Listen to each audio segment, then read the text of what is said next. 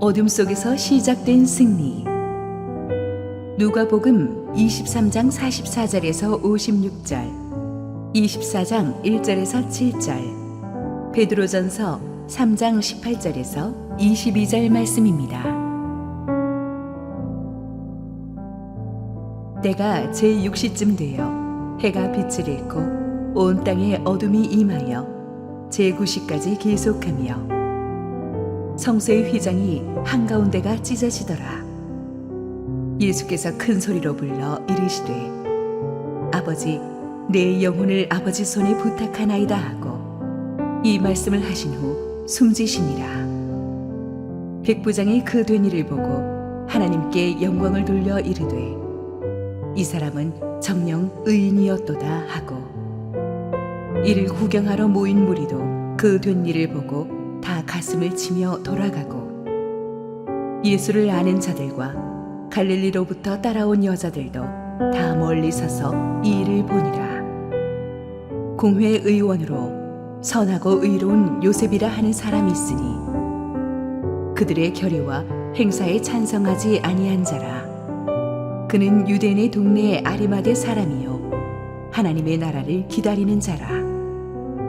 그가 빌라도에게 가서 예수의 시차를 달라 하여 이를 내려 세마포로 싸고 아직 사람을 장사한 일이 없는 바위의 판무덤에 넣어두니, 이날은 준비일이요 안식일이 거의 되었더라.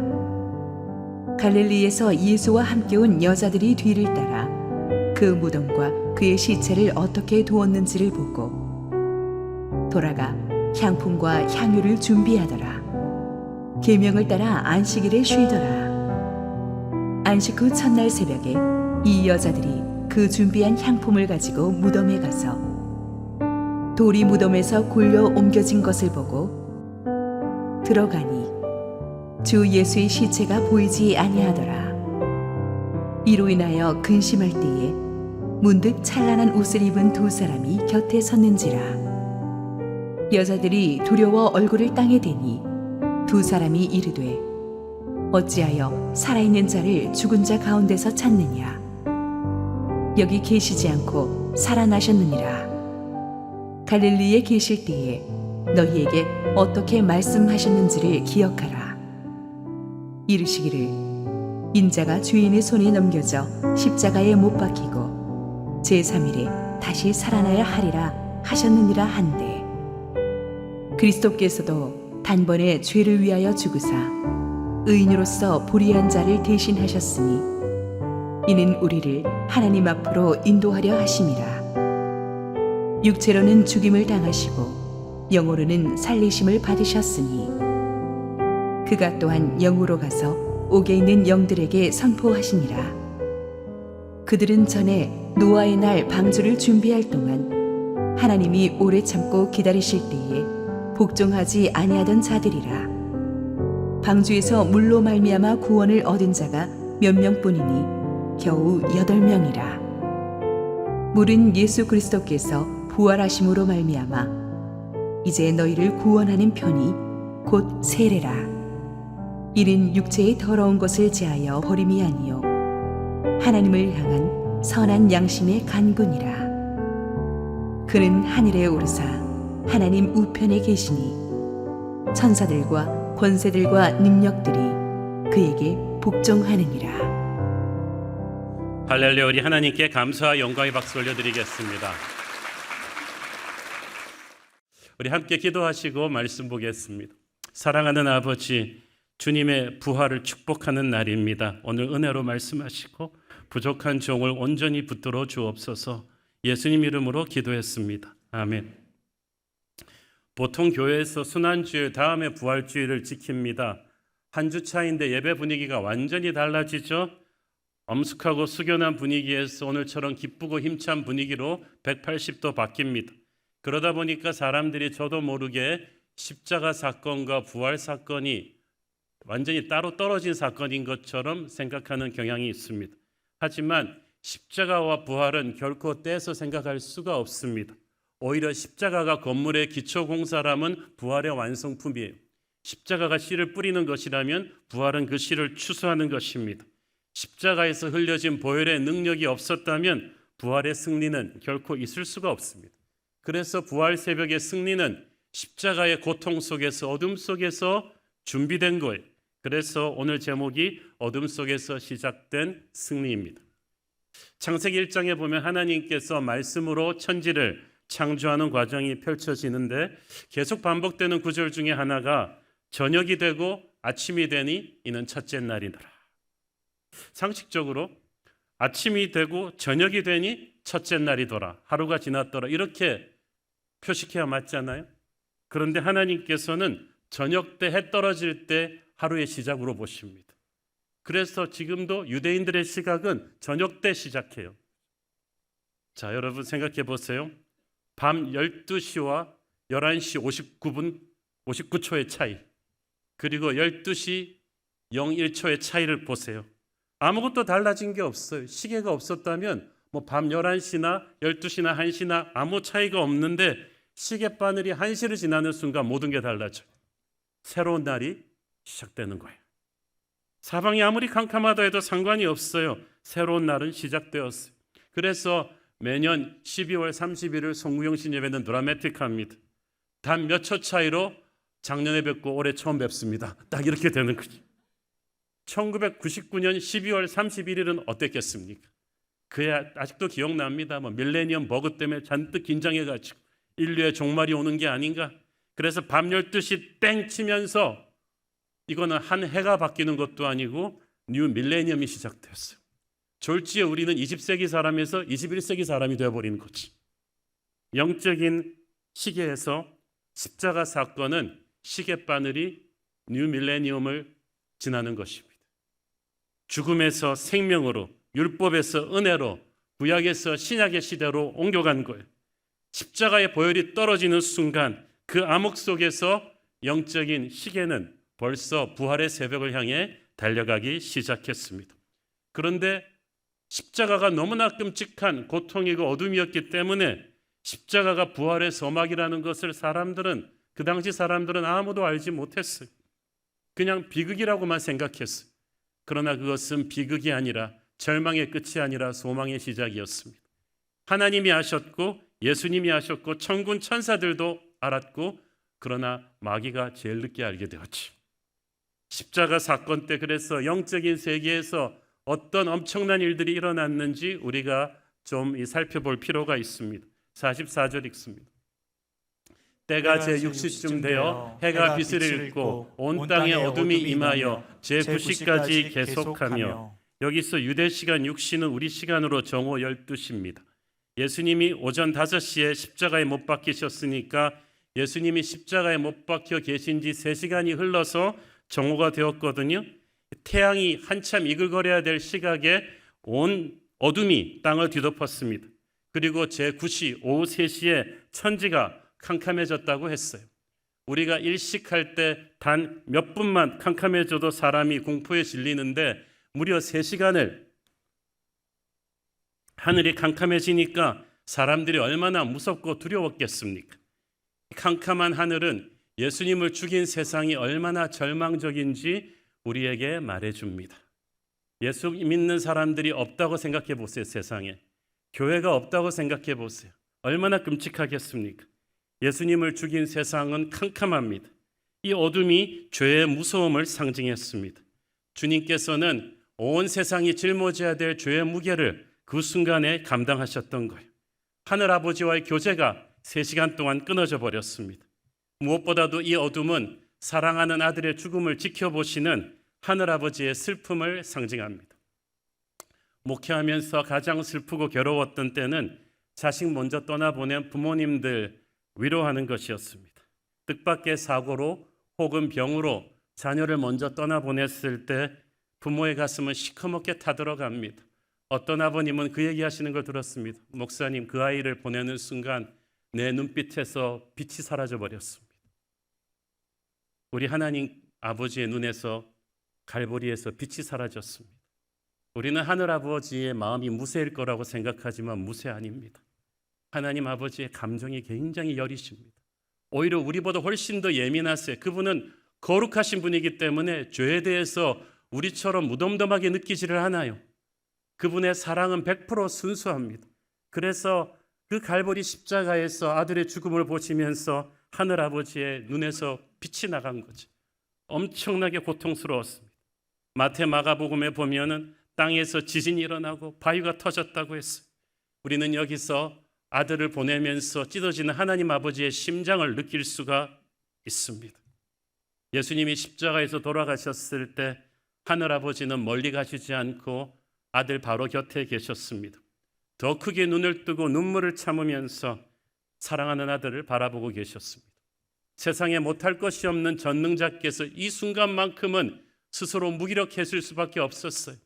인류의 죄값을 치르는 것은 오직 한 길, 아들의 십자가 죽음으로 그 죄값을 치르는 것뿐이었기 때문이. 왜 우리가 이 부활절 새벽에 이 십자가 이야기를 다시 합니까?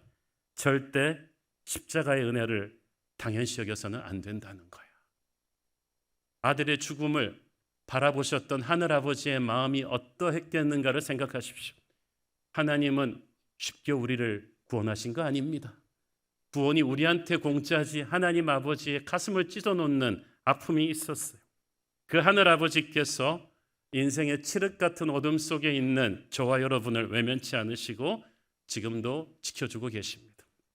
여러분이 병들었을 때, 사업이 망했을 때, 사람에게 배신당했을 때, 모든 세상에 빛이 나가버렸을 때 하나님은 여러분 곁에 계십니다. 갈보리 십자가에서 아들 곁에 계셨던 하나님께서 우리에게 말씀하실 것입니다. 나는 너를 결코 버리지 않는다. 십자가의 어둠 속에서 나의 아들과 함께했던 것처럼 내 사랑이 너와 함께할 것이다. 이 마지막 3시간, 칠흑 같은 어둠이 세상을 뒤덮는 이 3시간 동안에 이 어둠이 그리스도가 하나님의 아들이심을 증거했습니다. 그래서 처음에는 예수님을 조롱하던 무리들도 이 마지막 3시간에는 침묵해버렸어요. 드디어 그들에게서 하늘의 압력이 느껴지기 시작한 거죠. 그리고 성소의 휘장이 찢어졌습니다. 45절에 보면 성소의 휘장의 한가운데가 찢어졌더라. 다른 복음서에 보면은 from top down, 위에서부터 아래로 찢어버린 거예요. 성소의 휘장은 이렇게 축축 찢어지는 나일론 커튼이 아닙니다. 2겹, 3겹으로 짠 직물로서 황소 2마리가 옆으로 당겨도 찢어지지 않는 장정 몇 사람이 운반해야 되는 아주 육중한 커튼이요. 찢어질 수가 없어요. 그런데 이게 위에서부터 아래로 쫙 단순간에 찢어졌다. 하나님이 찢으신 거예요. 이 성소의 휘장이 어떤 휘장입니까? 1년에 단 한 번 대제사장만 백성들의 죄를 속죄하기 위해서 짐승의 피를 들고 조심조심 들어갈 수 있는 그런 곳이었습니다. 구약시대 죄인인 인간이 하나님을 만나기가 그렇게 어려웠어요. 하나님이 거룩하신 분이기 때문이죠. 그런데 예수님의 십자가 죽음의 보혈로 말미암아 인간이 하나님께 갈 수 있는 길이 열렸어요. 왜? 죄값을 치렀기 때문에. 모든 인류의 죄값을, 수많은 짐승들의 피로 해결될 수 없었던 인류의 죄값을 그리스도의 피가 단숨에 해결했기 때문에 이제 우리는 담대히 하나님께로 나갈 수 있는 포털이 열린 거야.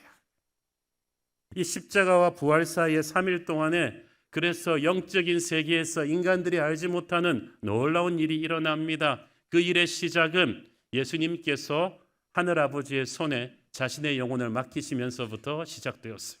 46절 읽습니다.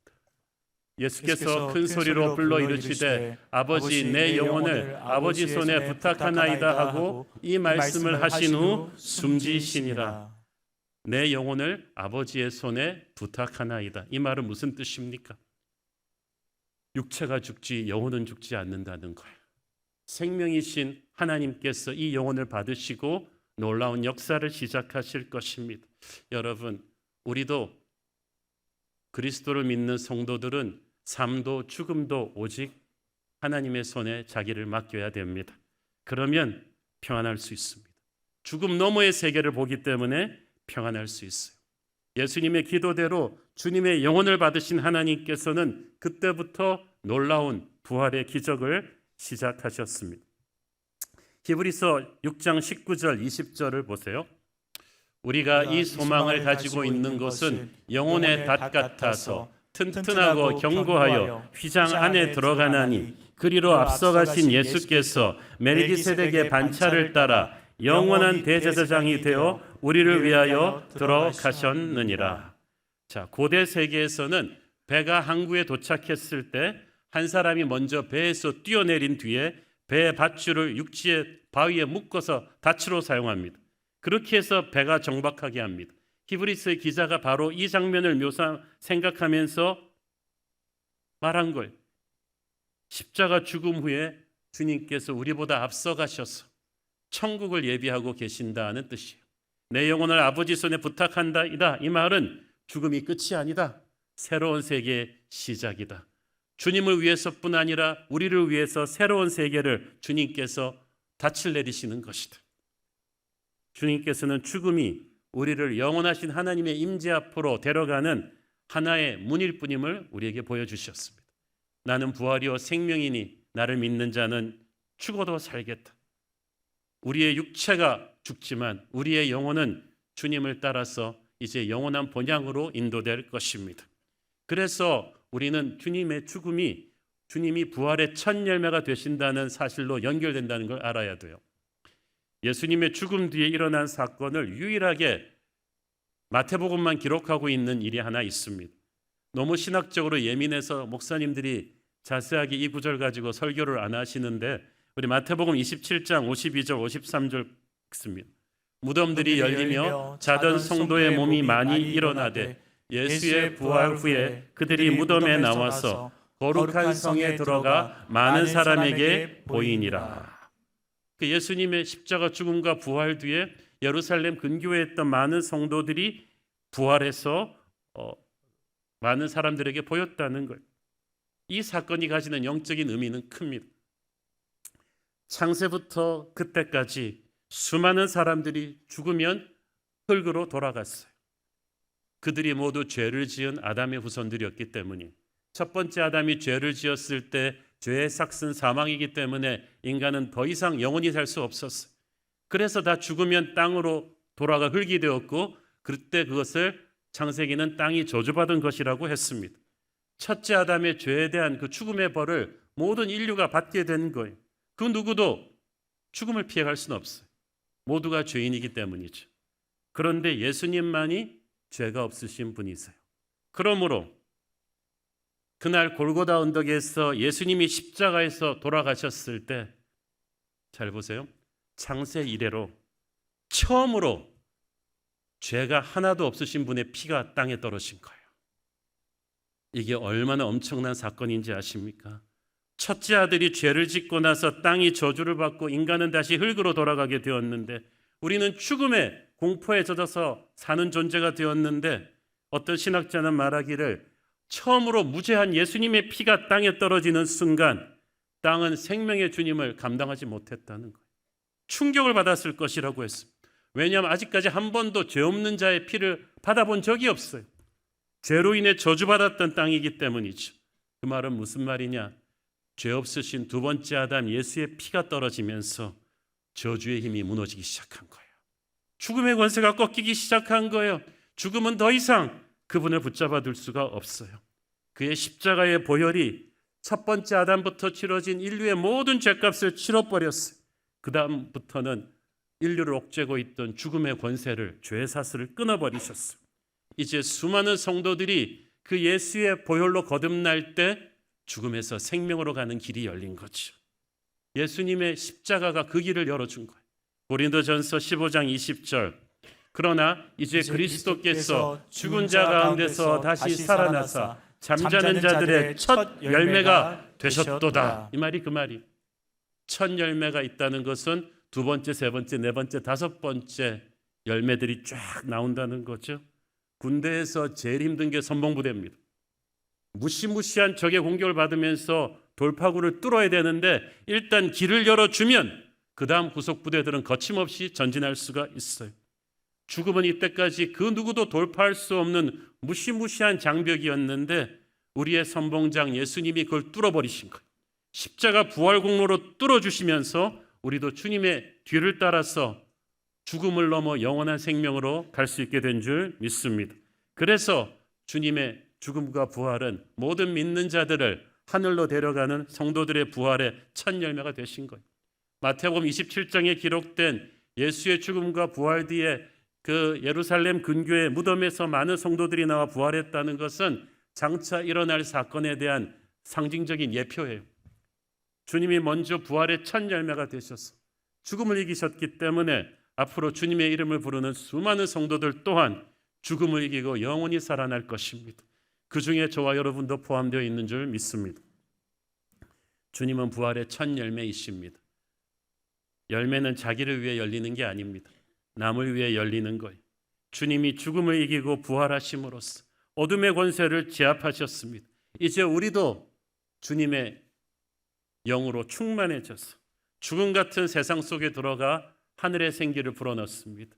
예수 안 믿는 마을은 절망적인 마을인데 거기에 여러분이 예수의 복음을 전할 때 하늘의 생기가 들어갈 것입니다. 그 사람들이 다시 영적으로 살아나게 될 거예요. 부활의 첫 열매이신 주님께서 죽음을 뚫고 돌파구를 열어주셨다면 지금 우리가 직면하고 있는 수많은 죽음처럼 힘든 장벽들을 뚫어주시지 않겠습니까? 지금 여러분이 직장이, 사업이, 괴악한 육신이 죽음과도 같은 장벽으로 여러분 앞에 서 있다면 부활이요 생명이신 예수님의 이름을 부르십시오. 아까 부른 찬양 가사처럼 어둠 밤 속에서 주의 이름을 부를 때 주께서 길을 열어주실 것입니다. 예수의 죽음과 부활 사이에 사흘 동안 주님의 영은 어디에 계셨으며 무슨 일을 하셨을까? 거기에 대한 부분적인 답이 베드로전서 말씀에 있습니다. 베드로전서 3장 18절 19절 읽습니다. 그리스도께서도 한 번 죄를 위하여 죽으사 의인으로서 불의한 자를 대신하셨으니 이는 우리를 하나님 앞으로 인도하려 하심이라. 육체로는 죽임을 당하시고 영으로는 살리심을 받으셨으니 저가 또한 영으로 가서 옥에 있는 영들에게 전파하시니라.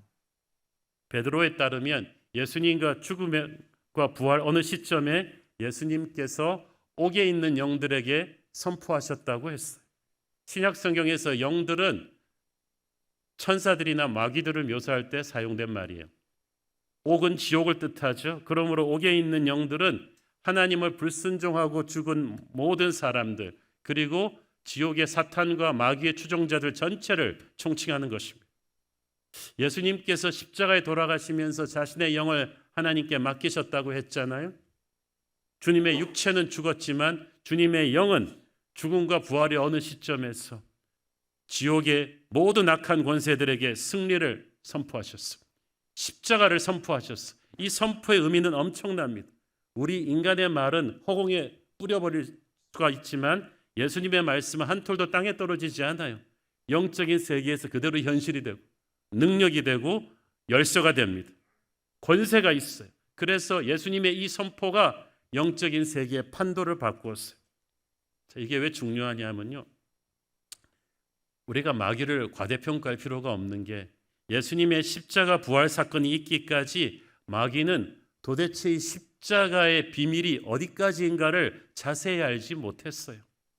마귀가 굉장히 교활하고 똑똑한 것 같죠? 그렇지만 하나님의 깊은 영적인 비밀에 대해서는 무지합니다. 예수님이 인간의 육체를 입고 세상에 오셨을 때 마귀는 너무나 싫었겠죠?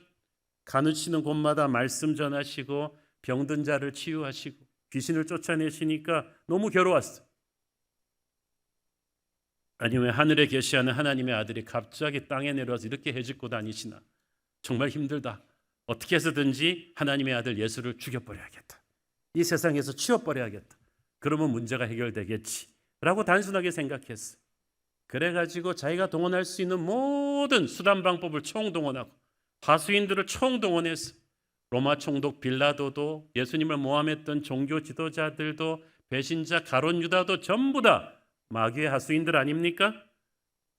갈보리 십자가에 그들을 총동원해서 예수님을 못 박아 죽였고 마귀는 이제 예수님을 치워버렸습니다. 자기가 이겼다고 생각했습니다. 그래서 마귀가 IQ가 낮다는 거지. IQ가 아니라 SQ, 영적인 지능지수가 낮아요. 왜냐하면 마귀가 몰랐던 사실은 십자가가 끝이 아니라 시작이라는 거였어. 고린도전서 2장 8절 이 지혜는 이 세대의 통치자들이 한 사람도 알지 못하였나니 만일 알았더라면 영광의 주를 십자가에 못 박지 아니하였으리라. 이 세대 통치자들이 누구예요? 눈에 보이는 세상 권력자들, 그들 뒤에 있는 마귀는 이 지혜를, 십자가의 의미를, 그 비밀을, 그 능력을 제대로 알지 못했던, 알았다면 십자가에 예수님을 몰아붙이는 자충수를 두지는 않았다는 거지. 오래전 마귀가 아담을 타락시켰을 때부터 하나님께서는 이미 마귀에 대한 심판을 예언하셨어요. 마귀가 그거를 제대로 잘 음미하지 못해서 그렇지. 창세기 3장 15절을 보십시오. 내가 너로 여자와 원수가 되게 하고 네 후손도 여자의 후손과 원수가 되게 하리니 여자의 후손은 네 머리를 상하게 할 것이요 너는 그의 발꿈치를 상하게 할 것이니라 하시고, 이게 하나님이 마귀한테 하는 말씀이거든요. 이제 네가 인간을 타락했으니 벌로 여자의 후손 예수 그리스도와 원수가 될 것이다. 너는 그의 발꿈치를 상하게 할 것이다. 마귀가 예수님을 십자가에 못 박아 죽일 거라는 예언이죠. 그러나 여자의 후손 예수님은 너의 머리를 상하게 할 것이다. 여기서 상하게 한다는 말은 영어 성경에 보니까 crushing the head, 머리를 부셔버릴 것이다. 발꿈치는 상해도 회복될 수 있지만 머리를 부시면 회복될 수가 없어요. 그 말은 무슨 말이에요? 십자가의 죽음을 당하신 예수님께서는 부활하셔서 마귀에게 돌이킬 수 없는 치명타를 가하실 거라는 뜻입니다. 예수님을 마귀는 단순히 팔레스타인 땅에서 치워버리기를 원했지만 예수님의 십자가는 단순히 팔레스타인 땅에 국한되지 않았어요. 마귀가 몰랐던 십자가의 궁극적인 목적은 지옥문 자체를 부셔버리는 것이었습니다. 지금부터 영원까지 첫 번째 아담을 마귀가 유혹해서 타락시켜서 그동안 모든 인류를 죄의 노예로 만들어 휘둘렀잖아요. 그러나 이제 두 번째 아담 예수 그리스도께서 십자가에서 인류의 모든 죄값을 치르고 마귀의 그 모든 노력을 무력화시킨 거죠. 그래서 마귀는 총 한 방 쏘고 핵폭탄을 맞은 거죠. 마귀는 십자가의 보혈 앞에 돌이킬 수 없는 치명타를 맞았습니다. 십자가에서 죽으시고 부활하시기까지 예수님께서 지옥의 마귀 권세들에게 선포하신 메시지가 바로 그거예요. 너는 실수한 거야. 지옥문이 부서질 것이다. 이것이 십자가에서 이루신 예수님의 엄청난 영적 승리의 비밀이었어요. 그제서야 마귀는 충격을 받았죠. 와, 내가 완전한 자충수를 두었구나. 이때부터 주님은 지옥문에서 빗장을 뽑아버리셨어요. 못이 빠져 있어요. 그래서 주님께서 말씀하시기를 주님의 몸된 교회는, 보혈의 공로로 세운 주님의 몸된 교회는 부활하신 주님이 머리가 되시기 때문에 음부의 권세가 이기지 못한다. 왜? 내가 이미 지옥의 문을 부셨기 때문이죠. 지금도 지옥문은 수리가 안 돼요. 못이 빠져 있어요. 빗장이 부셔져 있어. 옛날처럼 철옹성이 아니에요. 이제 우리가 예수의 십자가 보혈에 의지해서 기도하면 지옥문은 흔들흔들거려요. 지옥으로 빠질 뻔했던 사람들이 계속 돌아오고 있는 거지. 왜? 예수님께서 지옥의 문을 부셨기 때문이지. 어둠의 권세를 부셨기 때문이. 지금도 주님께서는 주님의 교회를 어둠의 권세로부터 보호하시는 줄 믿습니다. 우리가 십자가의 은혜 안에 있기만 하면 되는 거지. 그러므로 우리는 어떻게 십자가 어둠 속에서 부활 승리를 준비할 수 있습니까? 첫째, 십자가를 덤덤히 보지 말고 철저히 회개하면서 바라보아야 돼. 47절 읽습니다. 백부장이 그 된 일을 보고 하나님께 영광을 돌려 이르되 이 사람은 정령 의인이었도다 하고. 백부장은 보통 사람이 아닙니다. 로마 군인으로서 오랜 시간 전투를 겪으면서 수많은 사람들의 죽음을 목도했고 자기도 많이 죽였을 거예요. 잔혹한 군인이에요. 그와 그의 병사들은 방금 전까지 예수님의 옷을 제비 뽑으며 휘덕거렸었어요. 그런데 그 사람이 예수님의 죽음을 끝까지 지켜보다가 충격을 받았어요. 이 사람은 정령 의인이었구나. 마태복음에 보면 그의 부하 병사들까지 다 고백합니다. 이는 진실로 하나님의 아들이었구나. 예수 믿던 사람들 아니에요. 잔혹한 로마 병사들의 입에서 이것이 나온 것은, 이 말이 나온 것은 십자가 앞에서 그들이 부서진 거죠. 이 하늘의 어둠을 보면서, 지진을 보면서, 끝까지 자기를 죽인 자들을 용서하는 예수님을 보면서 부셔졌어요, 마음이. 털썩 엎드려서 회개하기 시작합니다. 그뿐 아닙니다. 48절 읽습니다.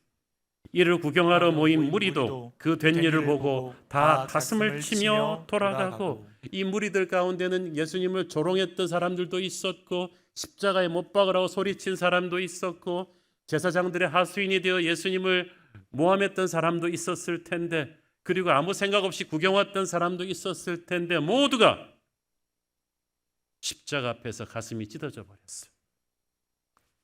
회개하기 시작합니다. 그리고 그 회개가 그들로 하여금 용서받고 부활의 주님을 만나는 첫 단추가 되는 것입니다. 그것은 지금도 우리가 해야 될 일입니다.